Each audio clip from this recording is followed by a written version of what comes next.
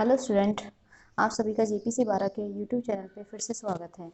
तो अभी तक हम पढ़ रहे थे सब स्टेशन। सब्जेक्ट कोड है 303 estimating and costing of electrical installation.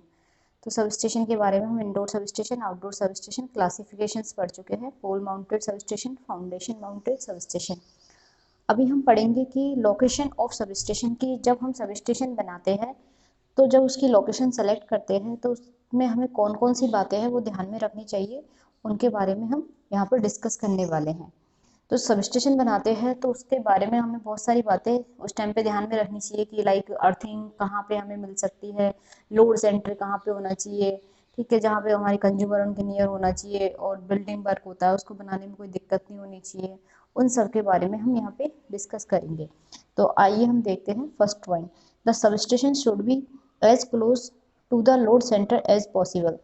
तो इसमें क्या हो गया कि जो सब स्टेशन हमारा कहाँ पे होना चाहिए, लोड सेंटर के नज़दीक होना चाहिए जितना पॉसिबल हो। अगर लोड सेंटर दूर होगा तो हमारा अननेसेसरी खर्चा ज़्यादा हो जाएगा, इसलिए लोड सेंटर के पास में हमारा सब स्टेशन होना चाहिए। इसका ट्रांसमिशन लाइन का खर्चा ज़्यादा हो जाएगा, डिस्ट्रीब्यूशन का, ट्रांसपोर्टेशन, इन सब का खर्चा काफ़ी ज़्यादा बढ़ जाएगा। नेक्स्ट है the sub station should be located at such point where all the prospective load may be conventionally reached without any need of voltage regulation. ठीक है, तो ये भी समझ में आ गया। All access to the incoming transmission line and outgoing distribution line. और हमारी जो ट्रांसमिशन लाइन है और डिस्ट्रीब्यूशन लाइन से जो आराम से वहाँ पे पहुँच सके।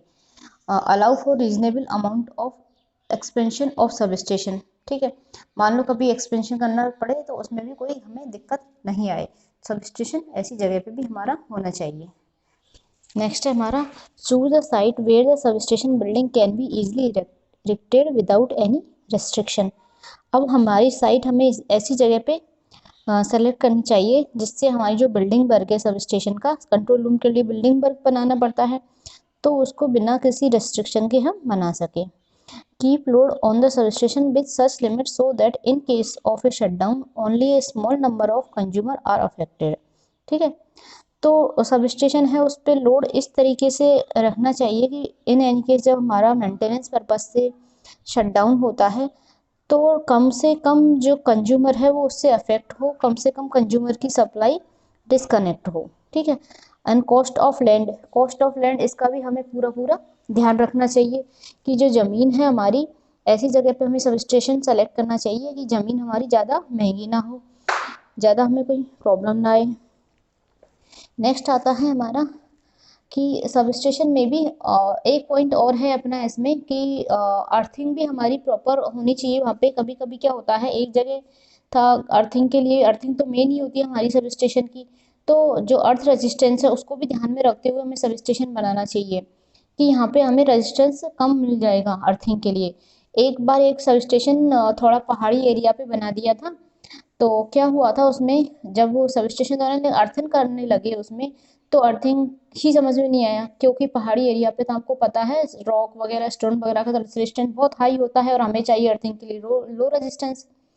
फिर वो तो लकीली ये हुआ था कि पास में ही एक रिवर जा रही थी, तो वहां पे जाके हमने अर्थ बनाया था, इससे हमारा वो सब स्टेशन आगे बढ़ पाया था। ठीक है, ए सब स्टेशन में भी रिक्वायर टू परफॉर्म वन और मोर फॉलोइंग इम्पोर्टेंट फंक्शन। ठीक है, जो हमारा सब स्टेशन है दो तीन मेन फंक्शन है जो परफॉर्म करता है। To perform switching operation, to switch on और ऑफ द पावर लाइन।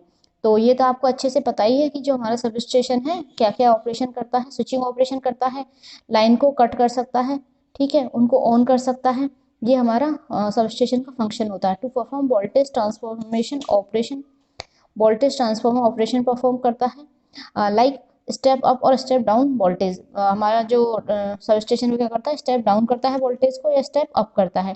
तो ज़्यादातर जो सब स्टेशन होते हैं वो स्टेप अप सब स्टेशन होते हैं, स्टेप डाउन सब स्टेशन होते हैं ज़्यादातर। Step up sub station only generation पे होता है, ठीक है, जहाँ पे 11 kV पे सप्लाई जनरेट होती है और फिर उसको स्टेप अप कर दिया जाता है 120 132 पे या 220 kV पे, उसको स्टेप अप कर दिया। ज़्यादातर स्टेप डाउन होते हैं, जो हमारे घरों में सप्लाई आती है वो स्टेप डाउन होके आती है। सिंगल फेज एक न्यूट्रल 230 वोल्ट हमारे घरों में सप्लाई आती है, वो स्टेप डाउन डिस्ट्रीब्यूशन ट्रांसफार्मर के थ्रू आती है। To perform power factor correction operation, तो ये तो हम सब सब स्टेशन के टाइप में भी ये सब कुछ पढ़ चुके हैं। कि हमारे जो सब स्टेशन है उनको क्लासिफिकेशन जो हमने पढ़े थे उसके आधार पे पढ़े थे कि क्या क्या इसके क्लासिफिकेशंस होते हैं। ठीक है। To perform power factor correction operation, जो हमारा सब स्टेशन है वो पावर फैक्टर को भी करेक्ट करता है। आइडियली हमें एक पावर फैक्टर कितना होना चाहिए, 1, तो वो तो पॉसिबल होने, लेकिन हम ट्राई 0.98 या 0.99 से, तो हमारा 0.99 या 0.98 से तो हमारा पावर फैक्टर कम होना ही नहीं चाहिए। इतना हमारा पावर फैक्टर आइडियली कितना होता है हमारा 1, जो पॉसिबल रेयर ही हो पाता है। ठीक है। ये हमारा सब स्टेशन के बारे में कि इस लोकेशन ऑफ सब स्टेशन यहाँ पे फिनिश होता है, बाकी हम नेक्स्ट लेक्चर में पढ़ेंगे।